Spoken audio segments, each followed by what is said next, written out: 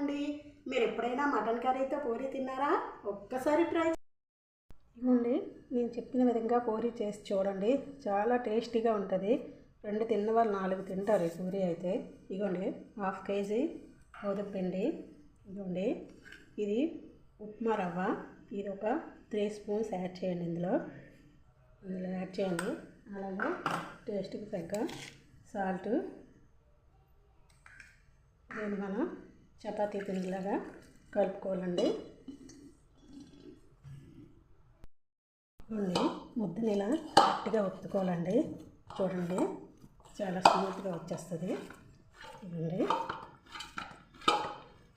చాలా గట్టిగా ఒత్తాలండి. ఇవ్వండి,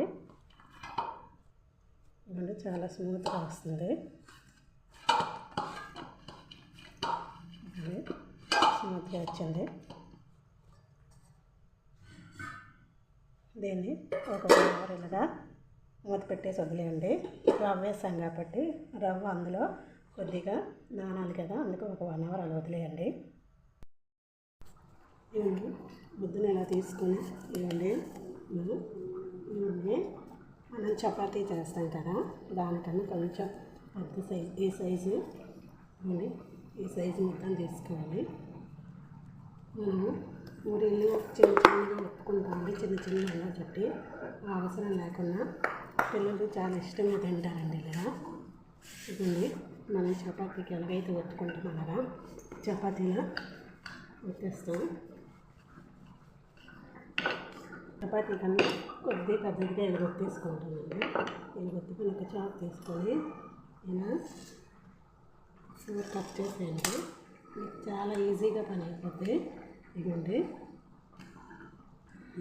ఇలా 4 కట్ చేస్తాం అనుకోండి, మనకు తొందరగా పని కూడా అయిపోద్ది.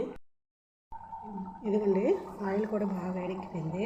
వేడెక్కాక మనం కట్ చేసాం కదా, ఈ ముక్కలు ఇందులో వేసుకొని అనుకోవాలండి. ఇవ్వండి, చూడండి పూరి ఎంత బాగా పొంగిందో.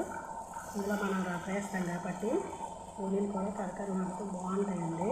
ఇవ్వండి, చూడండి ఎలా పొంగిందో. ఇలా మనం ఒక్కొక్కటిగా వేసుకొని తీసుకోవాలండి. దీన్ని మటన్ కర్రీతో తింటే సూపర్ టేస్ట్ అండి. సార్ మీరు కూడా ట్రై చేసి చూడండి, చాలా బాగుంటుంది. చికెన్ పూరి తిని ఉంటారేమో కానీ మటన్ కర్రీ విత్ పూరితో తినండి, చాలా బాగుంటుంది. ఇక్కడ మటన్ కర్రీ చూడండి, ఈ మటన్ కర్రీతో పూరి తింటే చాలా బాగుంటుందండి. ఒకసారి ట్రై చేసి చూడండి. ఇదిగోండి, చూడండి, ఇదిగోండి మటన్ కర్రీ పూరి. ఇదిగోండి, టేస్ట్ చూస్తున్నాను.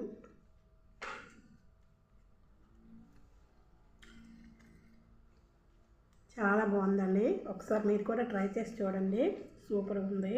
Bye bye.